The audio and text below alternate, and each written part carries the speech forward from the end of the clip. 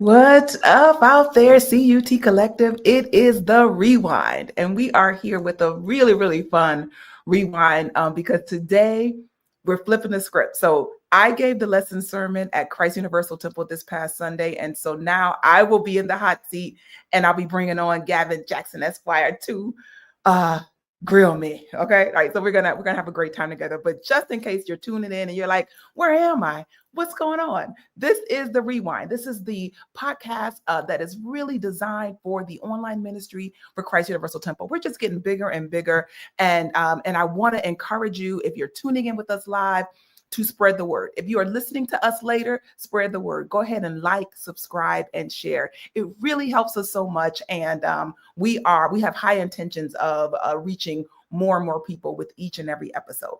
So if you don't know, this is season 2 of the Rewind. We had a powerful 2024, and we're stepping into 2025 with great intention, and we're about to have a blast today. So without further ado, it's going to be weird. I'm not going to be in the hot seat. I'm going to be in the hot seat rather, and I'm nervous about that.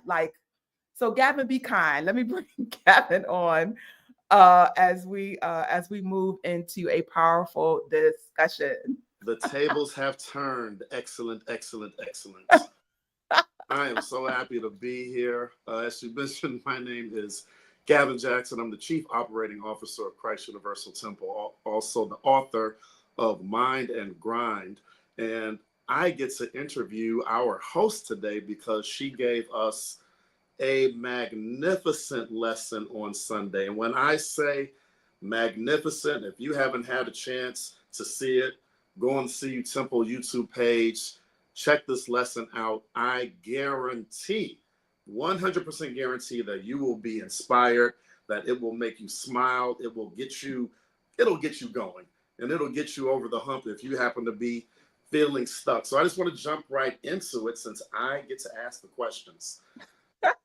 So wait. What's the lesson and title? Give me the title of the lesson, Okay. Because even the title was like, okay, this is going to be serious. What can we do?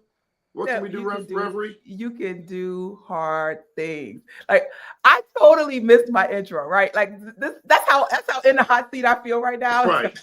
I didn't mention the name of the series. I didn't mention the title.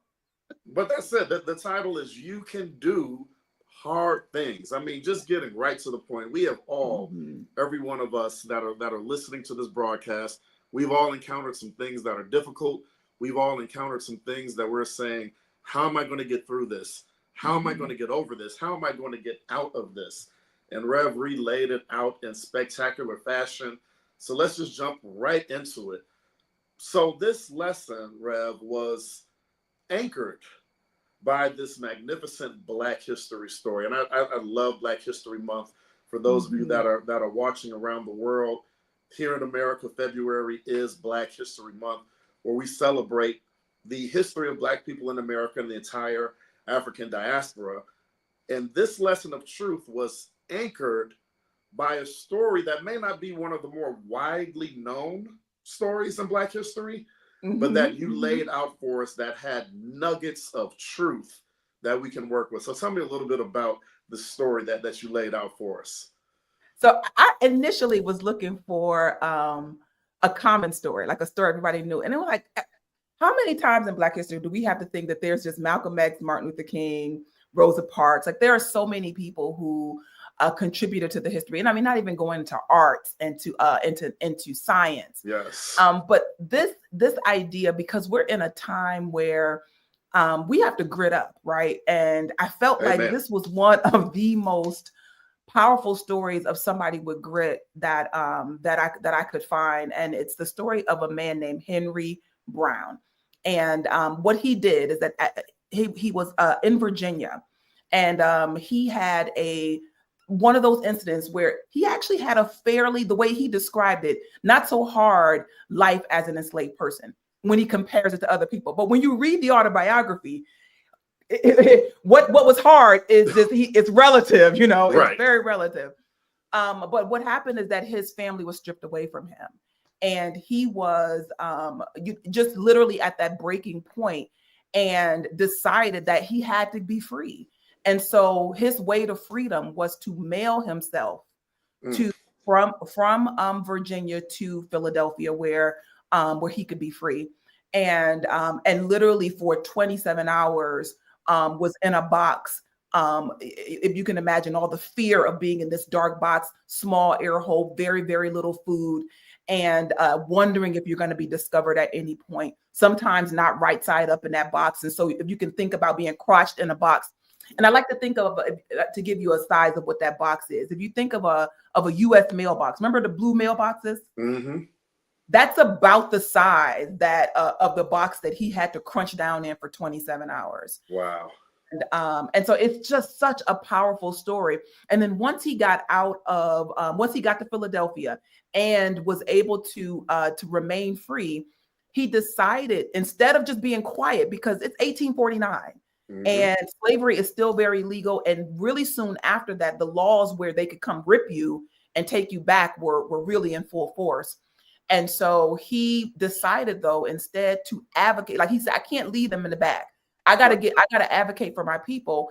And he created this kind of, in addition to his autobiography, he created this, it was called a mirror, a mirror of slavery. And it had these images on it. And he would essentially tell the story of what it was like, one, to be, from his story of being enslaved to his journey to freedom. And it gave picture and sound to such a horrific system that you probably couldn't wrap your mind around wholly in the North. Right. And so it's just a story of courage and clearly just such an intelligent brother that but doing something that just sounds to mail yourself. Right. To like mail yourself. The liberty and not FedEx. He took that, he demonstrated which way he was going to decide, and he chose liberty. He chose liberty. Chose, as you described it and laid it out, he chose a very risky way out. Yeah. Where he had part of the plan, but he didn't have all the information. Like you mentioned, he was in that box for over a day, but he really didn't know how long he was going to be in there.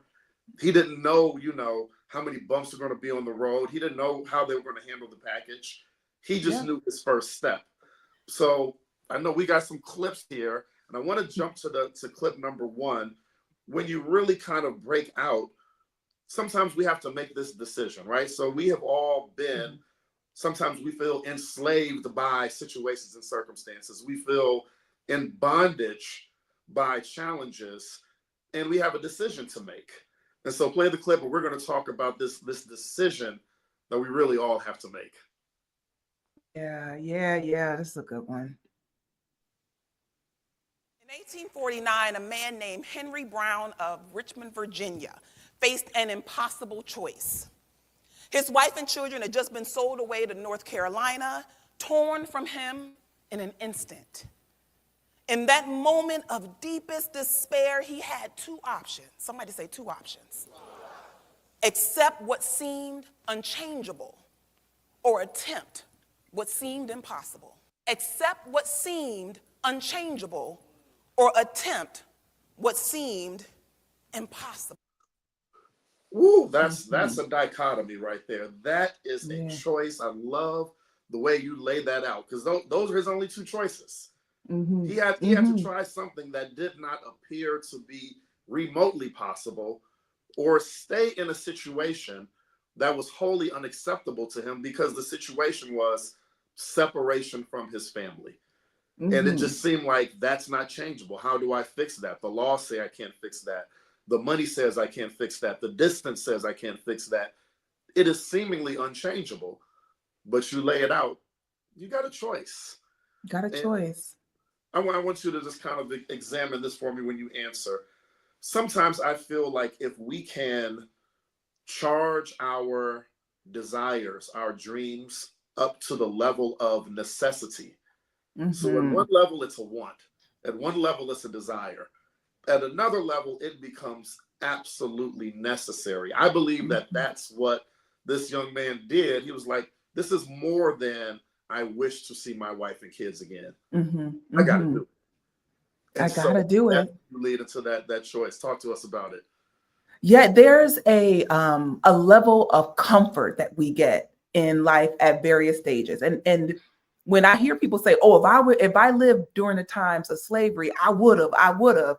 and the reality is that you would have done exactly what you're doing right now, right? So if you are in your life situation where you are unhappy, uncomfortable, but not doing much about it, it's likely that that's what there were people just like you with that level of awareness back Right. then. And That's tough. what we can do is choose to let circumstances get us to a space of by any means necessary, or we can choose it within ourselves. Say, you know what, this and no more, right? Sometimes I'll say, this is my rock bottom here. Like this is the worst it's ever going to get from me. In this way, I'm only going up from here. But either way, because I say whatever gets you there, right? Whatever gets you there. Sometimes it is a life circumstance. And for Henry Brown, it was, this is the last thing you're going to take from me, because his wife and children weren't the first thing that were taken from him. Exactly. But it was the last thing that they were going to take from him. And so that, I think that what has to happen is, one, you got to want something, right? You got to start with a want of something. So I'm not mad at wants, right? Nope. And I think that if you get to that space of, wait a minute, like I got to just keep focusing on that one. I got to get obsessed with what it is that I want. What do I want? And then I start to think about that, like, what's the desire in that? Because sometimes our wants are very surface and they're tied to external things, but a desire goes deeper than that. And so, like I said, however you get there, some people say you got to go within first and you catch God's idea. I'm a fan of that. I'm teaching a class about that. But if there is an external thing that you desire and you begin to say, okay, now what's behind this? What is it that I really want? For Henry Brown, it was freedom by any means. Yep. It was freedom. It was, I will go and I'll get in that box and I'll get shipped on a boat. I'll be in a buggy. It wasn't a comfortable 27 hours. It wasn't. But how uncomfortable are you willing to be to get on the other side of the challenge that you're on? And that's it. Shifting to that state of mind that's the secret. That's the key. And he had charged himself up, as you described so eloquently, to the point that it was necessary. Mm-hmm. Even though it seemed impossible, he wasn't going to go out without a try, without his best try. Yeah. And so I think, you know, what you're laying out here is, you know, have you given your best spiritual try? Have you gone to God and said, I'm willing to try whatever you tell me to do?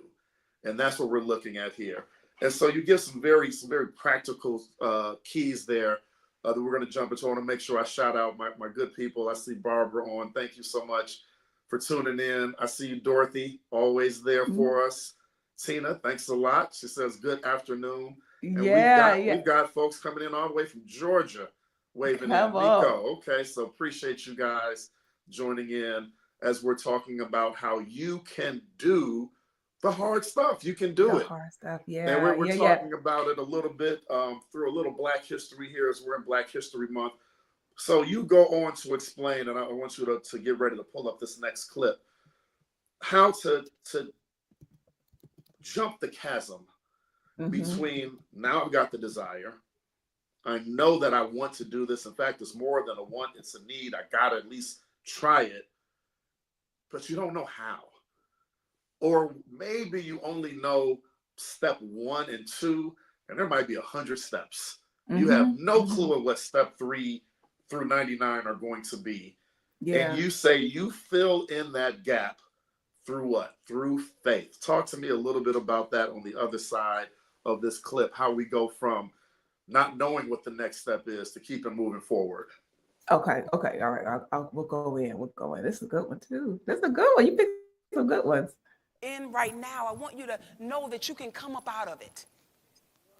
If the biggest light you know is that I don't want this anymore, let's begin to let that light move through you.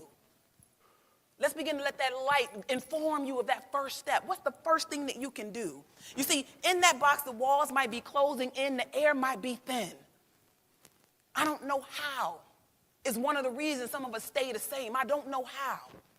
But I'm going to tell you, when you don't know how, that's when you know faith is needed. It's a big clue.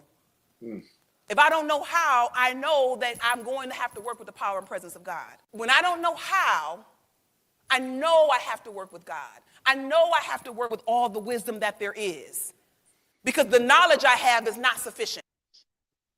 Ooh, amen. So that's the part that, like, yo, the knowledge I have is not sufficient. When your refrain is I don't know, you should almost rejoice. Okay. Because if you're in a I don't know space, that means that there is nothing but room for God. There is nothing but room for God. And so now I can relax a little bit and say, okay, all right, God, give me the step. But even in the midst of that, sometimes what we'll do is we'll wait on God as if you're not the power presence of God in action. And so you'll begin to wait on somebody outside of you, call it God, call it somebody, whoever the savior is, right? Mm-hmm. To come and rescue me from the situation that I'm in. But there is an action that you can take because faith without works is dead. There's one thing that you can do that you can do. There's something in the I don't know. Well, what can I do? That's a powerful question to ask as well. What can I do? I don't know how to do everything, but what can I do? It may just be, I know to pick up the phone and call, and I can call and get information from here. I know that, I need to make a doctor's appointment. Like, that's one thing that I can do. If I'm looking at greater health and well-being, I know that I can put down this extra slice of cake. Like, I know that there is something that I can do if I'm struggling with what to do next in my career. I can, let me just sit down and look at my resume. There's something that you can do. But and you feel paralyzed. There's space though. There's space there. That's a good space, you're saying. It's a great space to be in. I want you to hear the paradox of what you're saying. You're saying maybe you should rejoice that you have exhausted all of your intellectual capabilities on this problem, all of your physical know-how on this problem. You're saying that might be a time to rejoice because that's when it's time for God to step in. Am I hearing that correctly? Yeah, that's it exactly. That God is always available. But what we think we know, we crowd out that intuitive knowingness that comes because we are trying to make it happen. But what I really firmly believe is that we're in partnership with God. And we have to make room for our partner. And it's, you look at it how you want to look at it, however you want to work your partnership, right? Right. And I look at this idea that I am worthy of being a partner with God in this life. Mm-hmm. I am worthy of that. And so all that I owe is to work with my partner. I just owe working with my partner. That's all I owe to it. That you can't beat that deal. Nope. You can't beat that deal. So work as hard as you can, figure it out with your thinking as much as you can, and then that's it. Then from there you're done. I want to just do a little follow-up on the timing of, we talked about Henry and his 27 hours. Mm-hmm. But as you already discussed, he didn't know how long he was going to be in there. A lot of times when we are trying to fix things, and I know I've dealt with this, we want instant.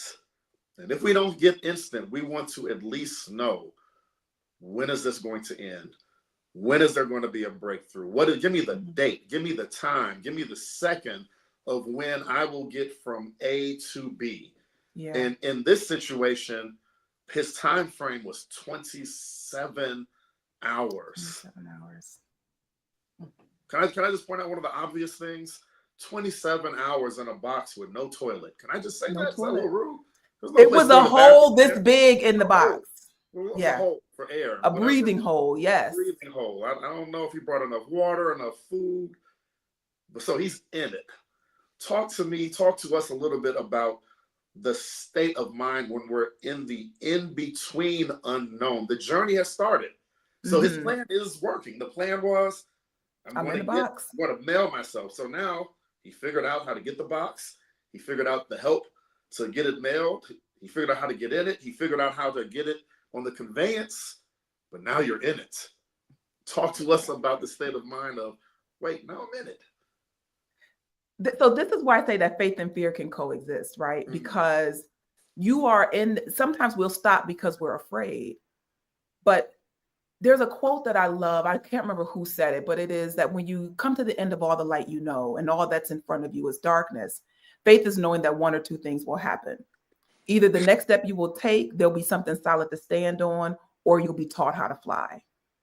And what I love about that is that one, you got to be in motion either way, but also that you can be afraid. It's okay to be afraid, but your fear isn't supposed to dictate what your next actions are. And when I think about Henry being in that box, you've done he say, listen, I can't accept this way of living anymore. I'm gonna go and try to do the impossible. And it probably felt real good when he got in that box, lid on. All right, you got me, I'm gone. Right. And then they turned him upside down. So now all the blood is rushing to his head. For hours he was upside down, even though the box said right side up. So even though there was a plan in play, the plan didn't go according to plan. And that's going to happen in all of our endeavors into the darkness of our unknown. There are going to be things that come up that we're going to have to make adjustments for. He was uncomfortable to the point of going to pass out, and you only got a little bit of air. And that's when you have to hold on to whatever freedom is for you, whatever the outcome that you have said yes to, whatever it is for you, that I'm going to move through this space of discomfort because I'm clear on what it is that's on the other side of this discomfort. It's my freedom. And you say it's my desire. That having that faith and working with that faith may not necessarily completely dispel with all of your fear. You said that, sometimes we're taught that fear and faith can't coexist, but you have a counter argument to that. It can.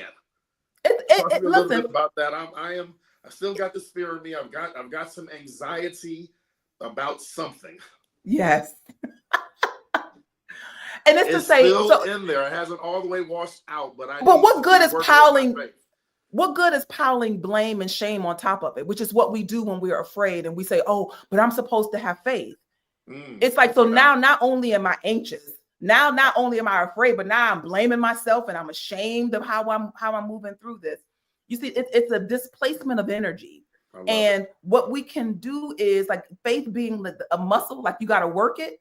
What I can do is I can begin to work with the faith I know, right? That I have, on some level. Like, some of us want to bungee jump into our good. And again, I say whatever gets you there. He cut off all strings, right? It was either here or bust, right? It was like, I'm going to Philadelphia or it's over. And there may be an attitude of mind that you have to get to, whereas I'm not going back to the box I used to live in. I'm not going back to the way that I used to live life, that I'm going to move forward. And I know I'm going to be afraid. There's going to be an uprising in me because I've been nurturing being back in that old way of thinking for so long. I've been nurturing that, right? We buddies. And so now my buddy is like, yo, where you going? You know what I'm saying? There's going to be a disruption in your soul. And so just expect that in your journey of the unknown. It's almost like if you know that that's coming, it won't surprise you when it's there, but you'll be equipped to do something with it, which is to tell your fear about who you really are. That's tell your fear who you are. And it's okay. So you're saying don't feel ashamed. Don't feel like, man, I am not a good New Thought Christian. I'm not working with this because I still have fear. You're saying don't feel ashamed of your fear. Don't be ashamed. Keep working through it with your faith. Yes. I love that. Because yes. It's a journey. Mm-hmm. A lot so of things, speaking of fear real quick, Gab. Speaking of fear real quick, I want you to keep talking because I'm afraid that my battery's getting ready to die on my computer. But keep talking. I'm right here. I'm hearing you. You're gonna get that battery plugged right in. I'm gonna get that battery plugged in. So the genius, while she's plugging in, the genius of what she was teaching in this lesson, and again, I encourage all of you guys to go on. I see you, Diane, coming out of Houston. Oh, I see my sister, Dot McKeever. Dot. I love you, Dot. Thank you for coming on and tagging everybody. The genius of what Reverend Rhea is teaching is that we all know that it's still a journey.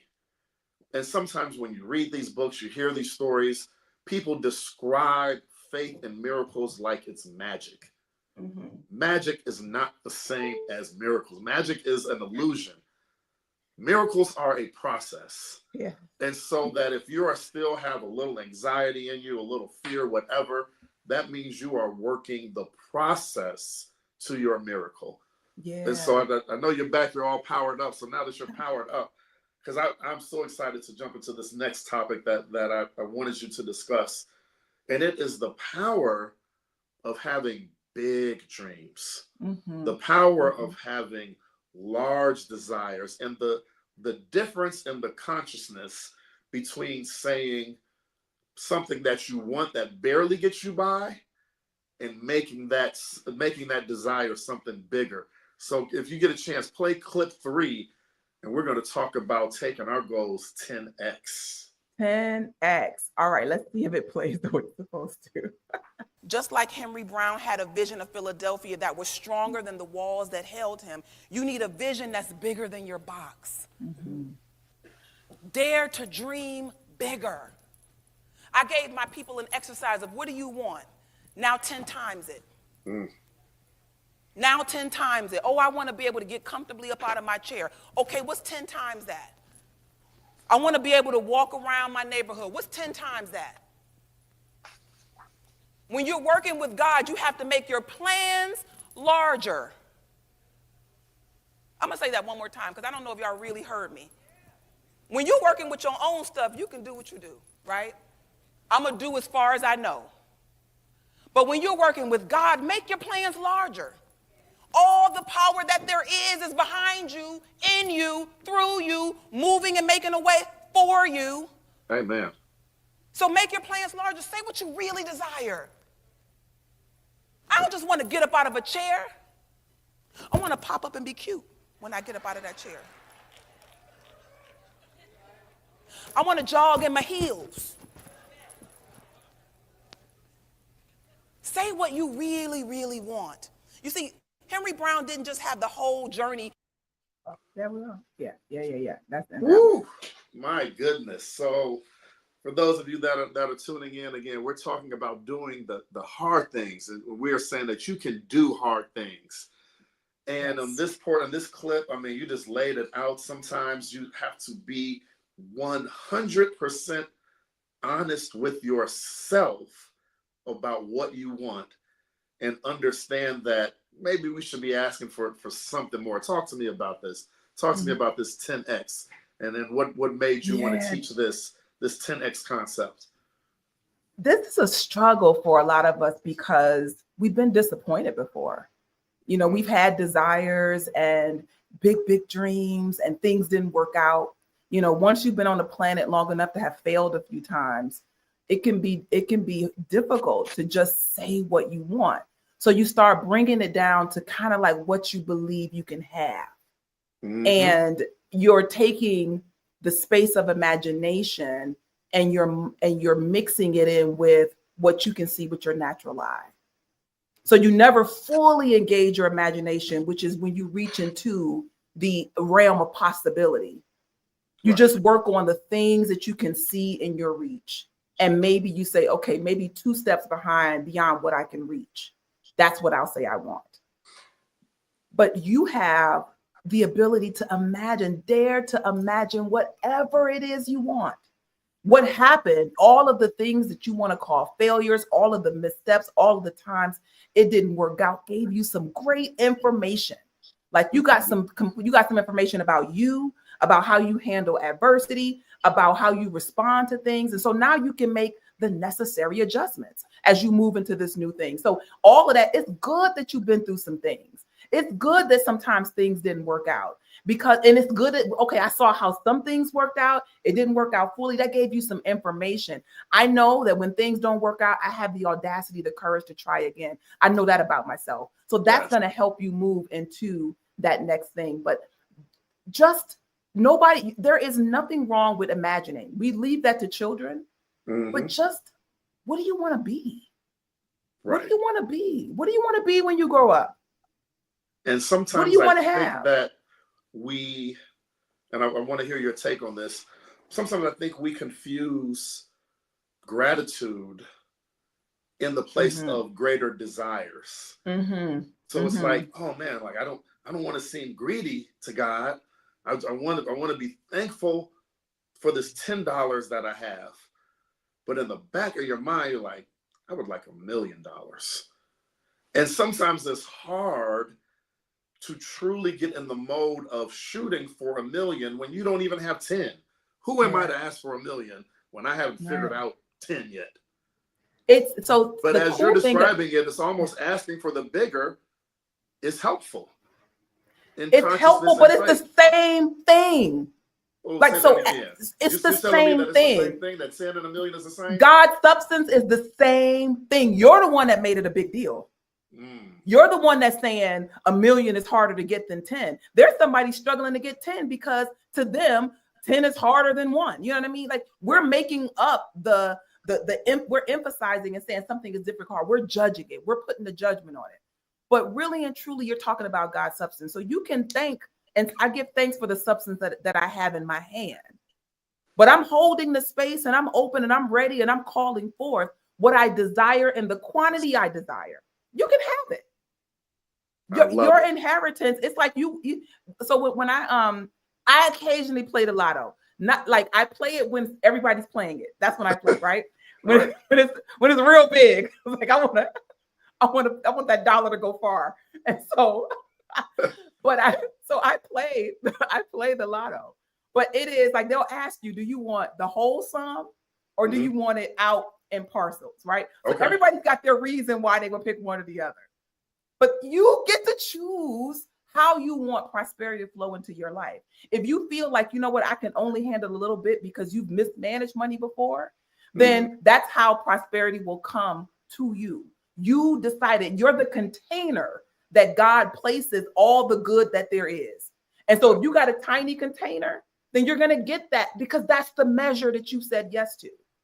But you can open up that and say, you know what, I'm ready to expand my container, my consciousness, my ability to receive good. This is what we're capable of doing. So when you look at somebody and see that they're not experiencing financial prosperity in the way that you would want them to experience or the way you have judged as being good or bad, just know that it's a consciousness thing. Yep. And we're not judging it. It's just a consciousness thing. Some people have decided to pare down things because they don't want, for them, prosperity is tied up in things. And so they don't want a bunch of things. And so they have shifted the way their container looks. You can have it your way, but dare to dream big, dare to work with God and know that the possibility that I can see, then that's a goal, right? When I know what I can get to, that's a great goal. And goals are great. But when you're working with desire, when you're working with purpose, you have to involve the power and presence of God, which means that it has to be bigger than what you can see. I love it. It's just how it works. Dottie says, I dream big and I expect big. That expectation is amazing. Cooper says, bless what you have and hold the space for your desires. In some classes, we still do. One of our offering prayers is divine love through me blesses and multiplies all that I give and all that I receive. So it is an energy that is a blessing and a multiplier. And you talked about, being on mission, and we're going to get into that in a little bit. But I want to talk about the power of love, which we didn't put on our call sheet. But if you guys have ever listened to Reverend Reed for more than 2 sermons, you're going to hear her talk about love. That's just her thing. Once you start following her on all of her platforms, you are going to learn the power of love. And it just occurred to me that, again, we're anchoring the story about this former slave who escaped through, did something impossible, but really through the power of love. Like his love for his family allowed him to dream bigger than what was possible. Talk to me a little bit about the power of love and divine love as that blesser and multiplier that can get you over the hump. So the beauty of his love story, like the piece that I know from his autobiography, is his love really was in who he believed himself to be. Like he talks about essentially the divinity of humankind. How can you not see how divine we all are? How can you not see he's something that we call the humanity Like this is who we are. How could you deny that? And I believe that, like I said, the straw. What's your straw? Sometimes you got to find what's the straw that's like no more. Like this is the rock bottom. And for him, it was, you cannot continue to deny my personhood. Yes. You cannot continue to deny that love of self, where you recognize who you are, that I am one with all the good there is. At whatever level you can wrap your mind around that will help to lift you up out of the circumstances that you're in. Because your circumstance reflect, oh, this is so hard to say.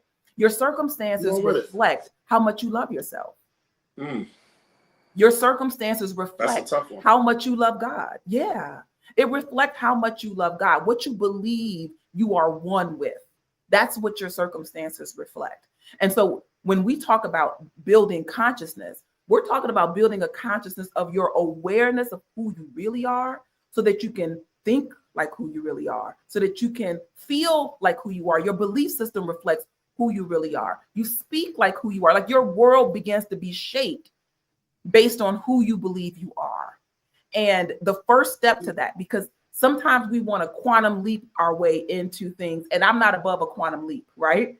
If you're a quantum leaper, keep on quantum leaping, right? But if you haven't had a quantum leap yet, you have to step your way into becoming who you really are. And that begins with sometimes that's enough. Like I'm not doing any more of this anymore. I'm moving into a new direction, moment by moment.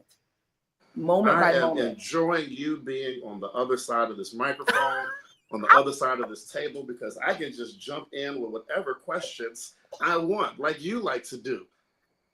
So I have another question just based on what you just said. As again, we have our host, Reverend Reed. She is the host, but today she's on the hot seat. So you just said that my world is shaped by my belief in who I am. So talk to me about that for someone that is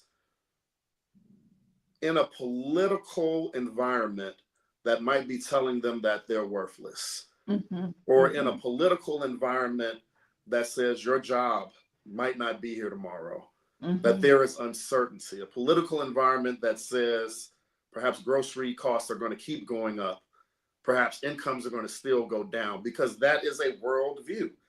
Those are situations and circumstances that could be shaping your world based on who the elected officials are, who the legislators are. How do you, using this method, navigate that political circumstance that some of us find ourselves in? So this came up in a recent rewind, and there's two parts to it. So one is hold the truth, right? Yes. So you have to hold the truth. Somebody type hold the truth into the hold the truth. And the truth is that the government is not this government is not God, right? The government doesn't define your potential. What's going on in the government doesn't define your personal economy. Right. Because if that were true, everybody would be experiencing the ups and downs. People thrive where other people are losing money, and so there is a consciousness at play there. But I want to tell you that first you got to hold the truth. What we're doing, let me tell you what we do when our jobs are on the line, when everything feels uncertain. What we do is the second part, which is managing the facts, right? So you have to hold the truth. You have to manage the facts. But think about the proportion of those two. Many of us just manage facts, and then we pray a little bit at night. And then we go and we manage those facts, and then we go pray a little bit at night. And then we manage the facts and we pray a little bit at night. When you're dealing with a situation that's got your attention and it's uncomfortable highly, you got to flip that. You got to flip that, and you got to do more holding the truth and managing facts. Holding the truth. And so I have to go into a situation, and I'm saying this for anybody I have friends who are working for the government right now who are getting emails that are, scaring them, that are giving them a high sense of where they thought there was complete certainty. Their entire rug has been ripped from beneath them. And I'm telling you that the truth is that God is your source and supply. That is the truth. This job was a channel of your supply. Now, here's the opportunity. You can stand here in this space and say, okay, let me manage the facts. Let me get my financial life in order. Let me make sure that I can handle what I can handle. I handle what I can handle. And so I can begin to look at how I'm spending. I can begin to look at, hey, are my investments in the right place? I can begin to look at, like, do I need to cut back on some of the things that I have been enjoying in this interim space? I can manage those facts. But the truth is that, why is this coming up right now in my experience? What is this experience here to tell me and teach me? What am I being called to do higher? Because I'm uncomfortable right now.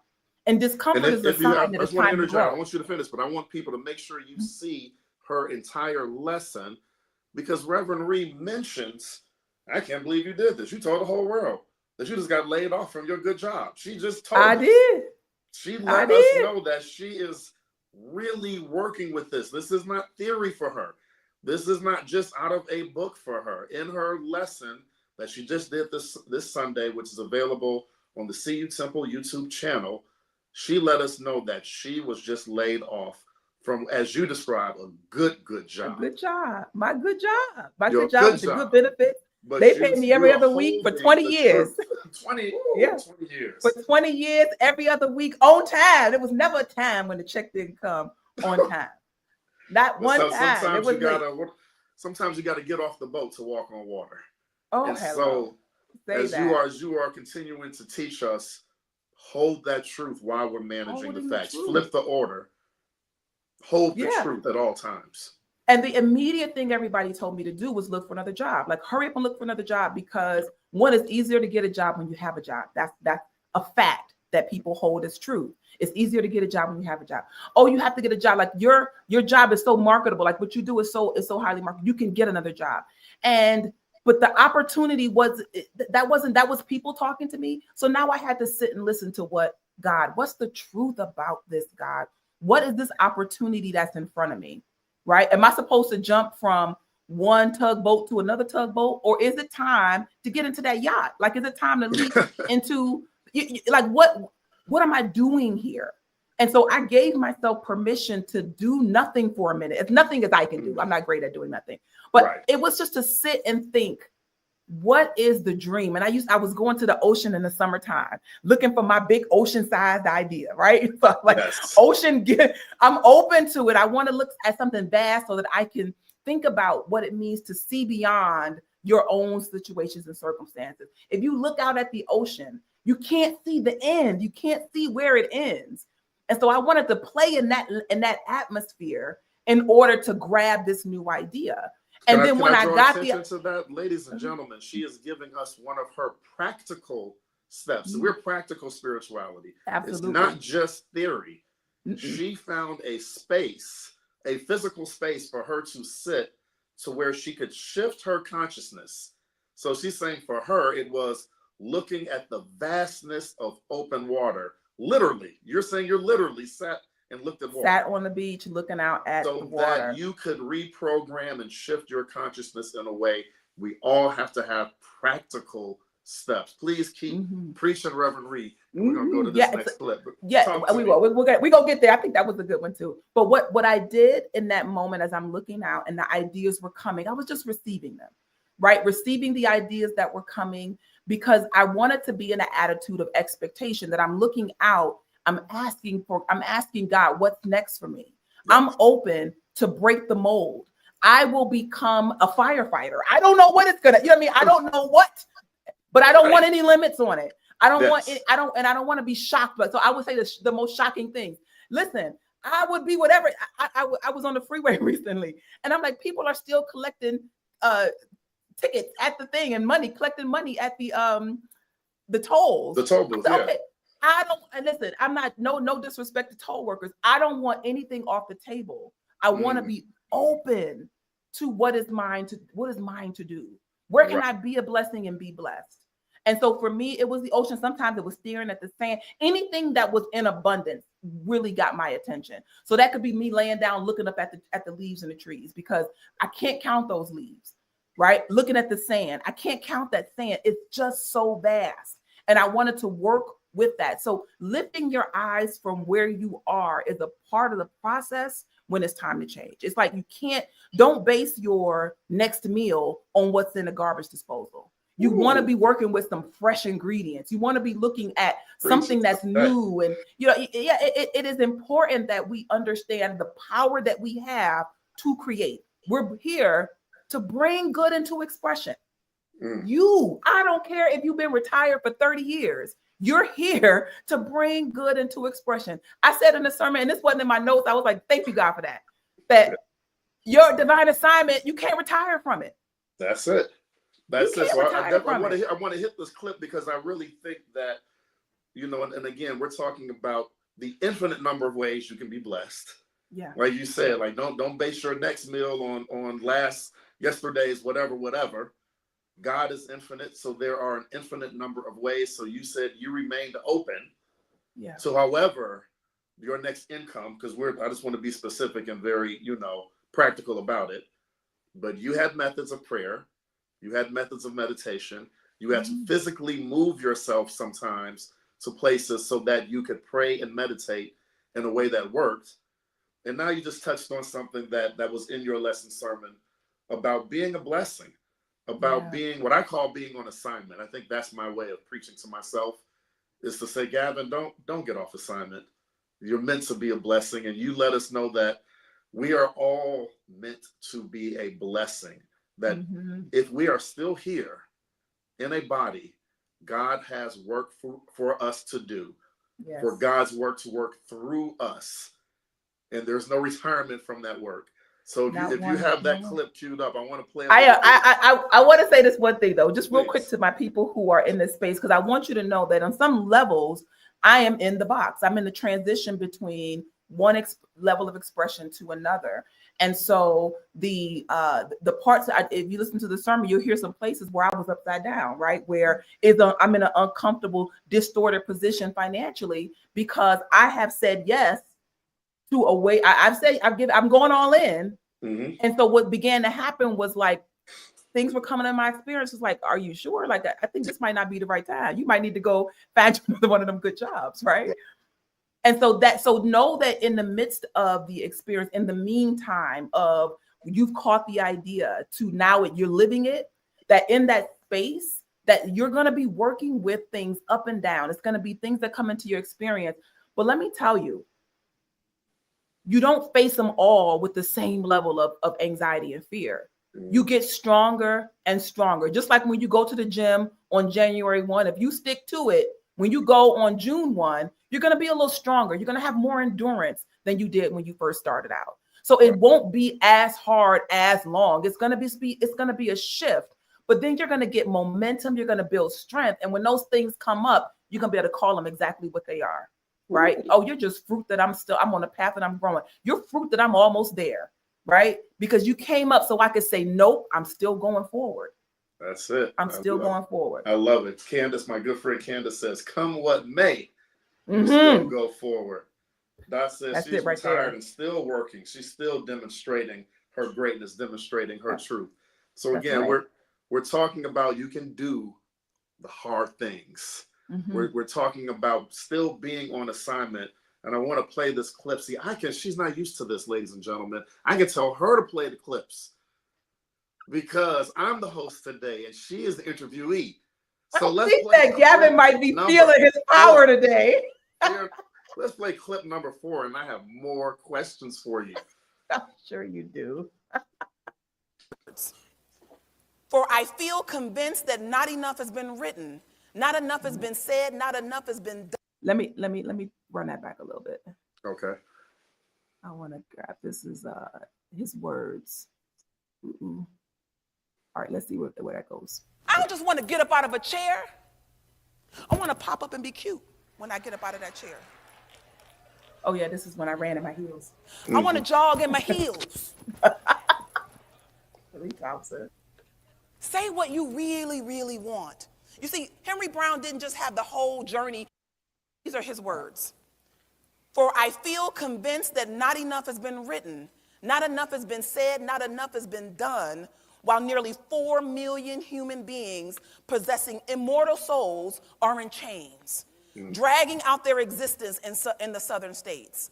They are keenly alive to the heaven-born voice of liberty and require the illumination of the grace of Almighty God. Having myself been in that same position, but by the grace of God, having been enabled to snap my chains and escape to a land of liberty, I owe it as a sacred duty to the cause of humanity that I should devote my life to the redemption of my fellow man. Brown created a panoramic art display called Mirror of Slavery, and where he would show the atrocities, because you got to think these people had never seen it. And to hear what it felt like from someone who had escaped that experience was a powerful awakening for some people. He gave picture and sound to the horror of slavery. Do not miss this. In giving picture and sound to the horrors of slavery, he was also putting himself in danger of being sent back. But he said, I have a sacred duty. Somebody say sacred. When you're working with your sacred duty, you got a God thing going on. And you can work, walk, and know that God is my protection in every way. He had a sacred duty. That's what happens when you do hard things. You don't just change your life, but you are a blessing to other people. I know sometimes New Thought can get caught up in this idea of like we're here for ourselves. But I'm going to tell you, there is no greater inspiration than seeing someone discover the God in them and letting it loose with reckless abandon. Amen. Your blessing is not, your overcoming is not just for you. You're a blessing to everybody. Somebody say support matters, community matters. My goodness. Talk about being on fire. I mean, you were just laying it out for us there. I mean, we could do a whole show on sacred duty, and maybe we should one day. But I love how, I mean, that idea that the talents, the gifts, the abilities you have come with a sacred duty to use them. Being a parent, being a grandparent is a sacred duty. You know, being a teacher, helping anybody, helping your community stay clean, whatever, is a sacred duty. And within that, there is a strength, a spiritual strength, a supernatural strength that comes with it. Talk to us about this sacred duty. And I'm going to sit back and listen and remind myself of sacred duties. Yeah. So one of the things about sacred duties, I think, because what I hear in my mind are my students who don't feel like they have a sacred duty, right? It's like, or don't know, like, I don't know what my purpose is. And they get confused by that. Because I think that when we see people who have an obvious talent, they're able to sing, they can dance, they can, you know, they got some singular talent that is like that, and they name it something and say, I am and they say the thing that they are doing. And when you can't do that, you can get caught in this cycle of, I don't have a purpose. I don't, you know, what I would do isn't that important. But you name some things, even in setting this up, that some people don't put value on. To say a teacher, I am you think about, I always think about the people who during the civil rights movement made sandwiches, right? Who were the ones who got up early to make sure that food was prepared for those who were going to be on the front line. That's a sacred duty, that what you're doing, you're using your gifts, talents, and abilities for the greater good. And I believe that if you would do that to the best of your ability, do what you know to do, that it just gets clearer and clearer. And I don't know if you've ever been a part of a volunteer force where there are a bunch of people who have stepped up to give their time, talent, and treasure to some entity. You know, behind that is somebody who started with a sacred duty of giving in that way. Right. And they went and gathered people together to make a transformation like no other. That is, and you can say that that's not, you know, that's not a purpose. Yes, it is. It is taking what you have and bringing it through you to the glory of God. Don't judge it. Don't judge it. I walk into a room sometimes and I say, what's my purpose in this room? Am I here to bring order? Am I here to bring joy? Am I here to bestow courage? What am I here to be quiet and listen and receive? There is a sacred duty for every moment of your existence. And I believe that if you walk that way, knowing that's how important you are. When there's chaos in the room, I'm like, It's my sacred duty to be harmony in here, to be love in this space. Like, take it out of vocation and put it into the moment that you're in right now. That is your sacred duty. And if you have linked your sacred duty to something that you do to produce income in your life, amazing, right? Amazing. But your sacred duty has nothing to do with your vocation, right? Your vocation may come out of it. I'm gonna put too fine a point on it, and maybe Reverend Wells will fuss at me a little bit for being so evangelical. But I'm going to say you have a sacred duty to share this message if it has benefited you. Absolutely. We have all benefited from the teachings and the works of the Reverend Dr. Johnny Coleman and all of her spiritual descendants that are our teachers, including Reverend Wells, including all of the leaders of all of UFBL churches, teachers, many of you on here. We've been blessed by that. I feel we have a sacred duty to literally press that share button, to give somebody else a word, because we know how much that it has emboldened us, that has strengthened us. Henry Brown was free when he said, I'm free. I'm with my family, but there's 4 million more. Yeah. I have a duty to at least say something. And there's power in that. We're almost to the bottom of the hour, and I want to make sure that we get to a couple more points that I think are super important. At the end of that sacred duty, as you were teaching us about that, you mentioned the importance of community. And we don't have to play a clip, but you were just very key in, look at your community. And you mean like your physical circle, the friends you hang out with, your co-workers, who are the people you talk to the most over a 7-day period.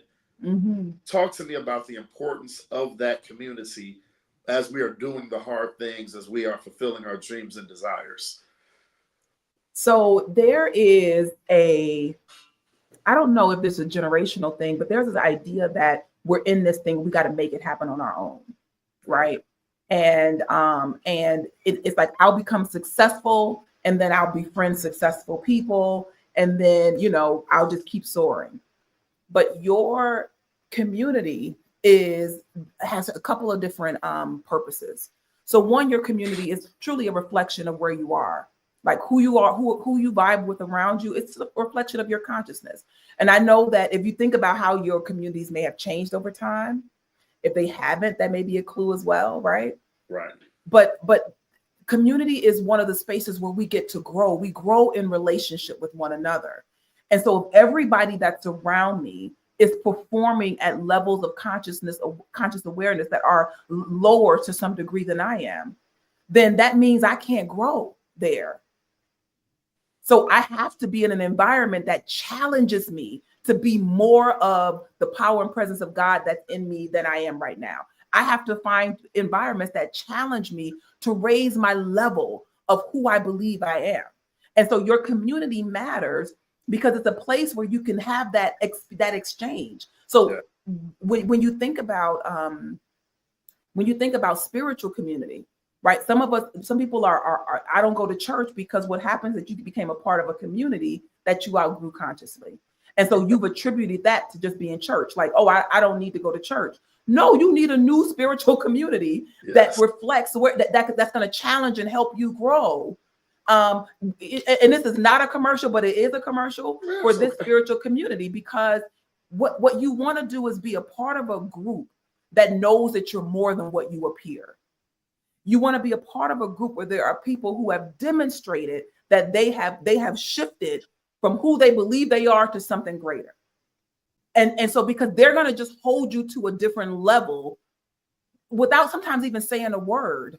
Yes. Than if you were just by yourself. Like, so it is important that you surround yourself with community. And if you do not have a community physically, that's why you can tap into this digital community. It's my sacred duty to provide a space for people so that now location is no longer an excuse, right? You can no longer say, I can't find my tribe. Of a plant in a pot that's too small. It's grown as much as it can grow in that pot. As much as it can grow. And if you don't replant it in a larger pot with fresh soil, the plant starts to wither, if only because it's outgrown its environment. You done said something. I got plants that haven't died, but they have definitely outgrown the pots that they're in. They gonna get repotted. Like I gotta have my environment reflect the consciousness that I am working to have, right? So those, I'm literally telling you plants that need to be replanted in my house, because that idea, that is a perfect visual for where you may need to go. And you may not know, it's like, I don't know how to find those people, right? So one of the things I've been doing, because my community has been people who primarily work formal traditional corporate jobs, right? Because I worked for 20 years in corporate. So that was a huge part of my environment. Well, I need new community. I need people who don't have built-in health insurance, because it's a different level of awareness, right? It's a different level of what it like. They're going to give me information in a different way. We're going to have conversations. So the masterminds that I'm in now are because I'm looking to shift myself to stand on my own two big spiritual feet financially, to trust God to build my business, to trust that the ideas that I've been given will create an economy for me. Like that is where I am now. And that this economy is, listen, the economy I'm building, the economy that I'm building in my soul is going to be a blessing for generations. And I am grateful that right now, as I begin to open myself up, I'm watching my communities shift. I'm watching people fall away from my daily experience in such loving ways. Like not my I lost friends or anything, but just like they're shifting in their way, I'm shifting in my way. New people I'm getting deeper relationships with. I'm telling you how love will make things work together when you begin to activate it in your life. That is the beauty. That's the beauty of this kind of community. And so I encourage you, like you're tapped in. If you've been watching, tap in. Go invite somebody else in. There are people out there who are lost and alone. They believe themselves to be alone. And all it is they just haven't found the right place, a place to click. And then they say, oh my gosh, it just takes you to another level. It takes you to another level when you find your tribe. So I'm encouraging you. And you may have to have more than one tribe. I got my mommy tribe, right? And we're going through our own things as our children have gotten older. And I have my business tribe. I have my spiritual community. And beautifully, I got some that are all of that together. And I'm grateful. I'm bearing witness to those of you who may be feeling like you're kind of cycling in this by yourself, that you can build communities that help you grow and challenge you to be more than you have ever shown yourself to be. And there is no age limit on it. There is no cap on it. It's just open and available for you. Perfect. So that's the perfect segue to my last question. So I'm going to ask you about, ladies and gentlemen, I'm just enjoying interviewing her because she is the host of the Rewind. So she is used to having the paper with all the questions and can throw in any question she wants. I can now do the same. So I'm going to ask you about your use of the poem "And Still I Rise." But before you give us that answer, because I want to close on that, let us know how we can find you. Let us know what you have going on for the people watching this. What's the best place to catch you and learn from you right now? So right now, the best place to catch me is on the Rewind. That's you can catch me here every week. Every week you'll see me here on the Rewind. And that's been an absolute joy and an opportunity to grow. What I also have cooking is some of you were a part of a webinar I did on vision boarding. Yes. And so there's some students who wanted to work more intently on that. And so I'm working through a course. And oh my gosh, when you work with God, you got to make your plans larger. I'll give you one example. For this course, what I had decided to do was to do a small workbook on how to build a vision board that would be about maybe 25 pages. That book is now 200 pages. It's become its own life force right now. And so the course is going to be something that people can log into and take online and purchase the book on its own. So that is all in development right now, and I'm excited about it. And so here's something I'm gonna say out loud to the community, because I don't know why I don't want to do this. No, that's not I don't want to do it. I want to do it because I know it's needed and I know it's gonna be fun. Sacred duty. It's a sacred duty I have to reach more people, right? Yes. And so one of the charges I have right now, my sacred duty, is to support single parents in building healthy drama-free co-parenting partnerships. And Amen. so I've taken on the task of starting a TikTok. And because it has been ingrained in me that my voice is missing on TikTok. So I'll be starting a TikTok within the next couple of weeks. All right. And so I'm plotting and planning around a strategy behind that. But it is that's what I'm cooking right now. So you can find me on IG at Rev Sheree Speaks, and you'll be able to find me soon on TikTok. I'll let you know what that handle is going to be. Probably Rev Sheree Speaks. Or Probably Rev Sheree Speaks. Oh man, Yeah. Well, thank you for that. Before I let you go, talk to me when you guys go and see this sermon. If you haven't already seen it, she, like I said, she starts the sermon and anchors it with the story of a runaway slave, and then closes it, locks us in with the great poem "And Still I Rise." And I just have to ask her, why did you use that to wrap all of this spiritual, metaphysical truth into your lesson of we can do these hard things? Mm-hmm. So that can be its own sermon, just so its own. We got our own podcast on that. So I saw Maya Angelou when I was maybe in the 7th grade perform at Cleveland State University, and I didn't know who she was. I hadn't read her books yet, and I just was in awe at her command of herself. Right. Like there was something about knowing who you are and playing your song that was just the most beautiful thing I'd ever seen. And so her poetry has always been very important to me. And this particular poem is, to me, a testament of no matter where you've been, what you've been through, that you can come through anything. You can do hard things, right? And so when we look at the hard things that are in front of us, I like sometimes to connect that to challenges from the past so that you can say, wait a minute, if they had to do that, and that divine spark is in me, then I can do the thing that's in front of me. So that poem to me blends that two together. It says that hard things have happened. People have come through and triumphed through to show you that you can do it too. Yes. Right? That you can rise above the level of where you are right now. And that just blessed me so much. And so I was inspired to bring that into the conversation. And I was gonna actually just talk about her poem, right? At one point. And it was like, okay, no, you should say the poem. You should perform the poem. And I didn't want to do that because what if I messed it up? What if, I don't know if y'all know that getting up there can be a lot sometimes, right? So Hey.